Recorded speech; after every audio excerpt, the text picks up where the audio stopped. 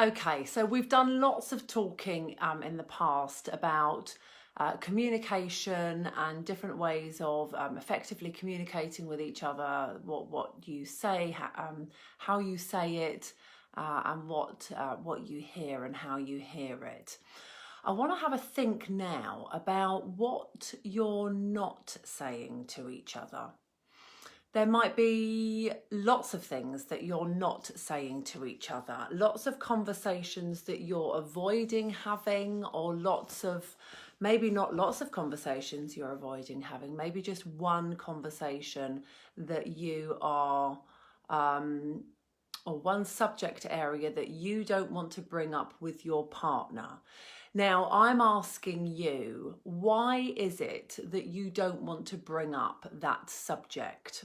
I think most couples, most tricky relationships, so regardless of, whether that's a partner or a loved one, has one kind of maybe a no-go area. And what is that about? What is that no-go area, and why aren't you bringing it up? Now, there could be loads and loads of different reasons why you're not bringing that up, and it might be that this is a one-sided thing, or it might be that there is an elephant in the room that neither of you want to discuss in your relationship. It could be that you're just sick and tired of arguing, right? I mean, that's probably in the couples work that I do. I would say that's probably the most the most frequent one that comes up. You've had the same conversation, or you feel like you've had the same conversation over and over and over again. It gets nowhere. You get stuck. You can't see a way out of it, and so maybe you have just either agreed, spoken or unspoken, you've just agreed not to have that conversation or argument anymore. It might be that you don't want to upset the other person, and one person is reacting very badly. They get very upset, like upset, and you feel like it's still an issue, but you don't want to be the cause of the pain by bringing the conversation up again. So that conversation doesn't happen, and it remains unspoken.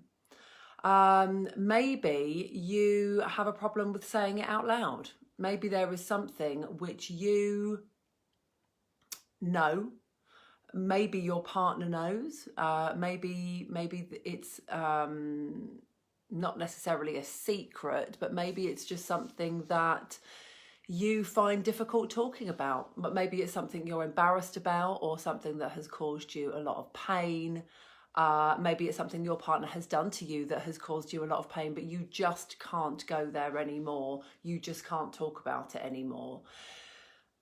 There are loads of different variations. We could sit here, I could sit here and talk about it for ages, because there are loads of different reasons why people don't have conversations, why you don't want to go there. And maybe, things might be for now going okay, and you just don't want to rock the boat. Like you've got a calm period and it hasn't been this calm for a long time. You've had a week or 2 weeks or a month or 2 months of no cross words, and you don't and you just want to just keep it easy and keep the home harmonious. But I don't think that this is I don't think it's a sensible way forward, and my advice to you would be, if there is a conversation that needs to be had, have it. Now, set some ground rules. Talk about how you're going to face the challenges of the conversation. Talk about, I've spoken lots before about how, having difficult conversations is as much about timing as anything else. It's about making sure that you are both in the right frame of mind, that you're both not too tired, that you haven't had a really shit day at work, or that the kids aren't driving you nuts. or you haven't got a family crisis to be dealing with. Make sure that the environment that you are having the conversation in is calm, that it's neutral.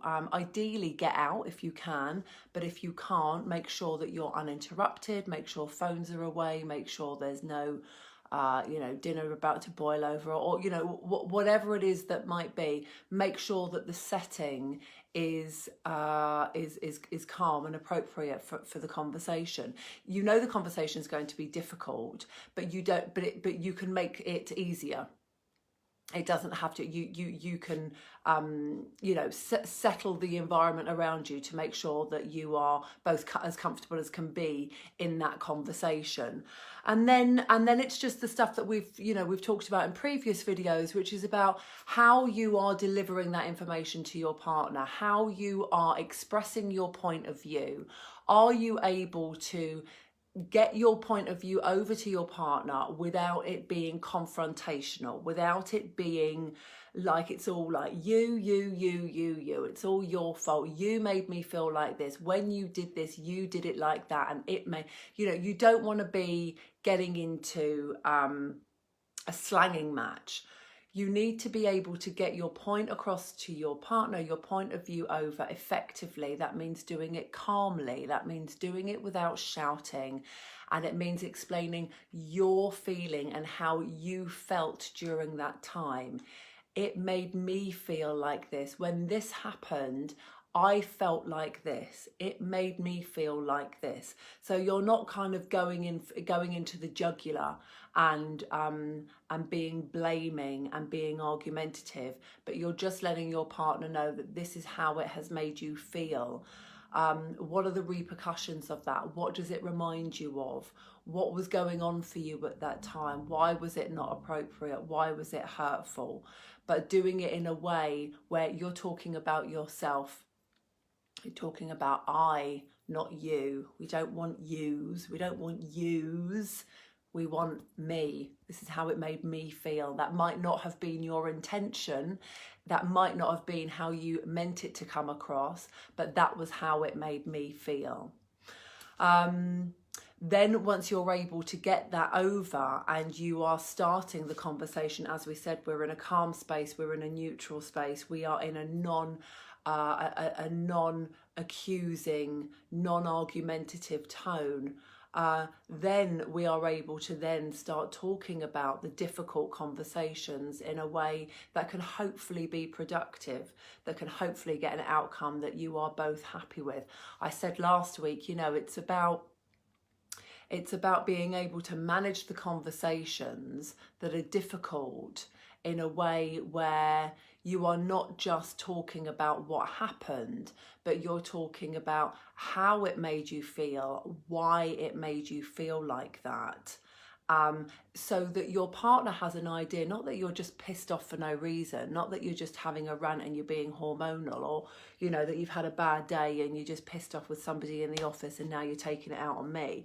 It's not that. It's about getting your partner to hear your emotions and what is causing the upset. That way, that elephant in the room, that is the no-go point of conversation. It might not be fixed. You might not be able to get it all sorted, done and dusted. It might take time. These things often do take time.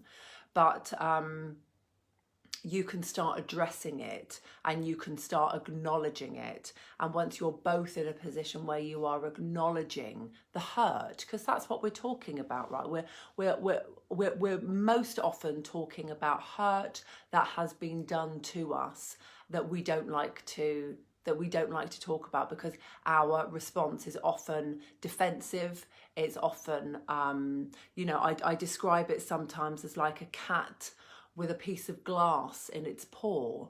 That cat will hiss and spit and scratch you with the other paw if it can. It'll absolutely go for you because it's in pain, and that's what defensive argument is. It's pain, and what we need to do is address it and acknowledge it, and once we've addressed it and acknowledged it, we can start to heal it. Okay, have a lovely rest of day. I will catch up with you guys soon.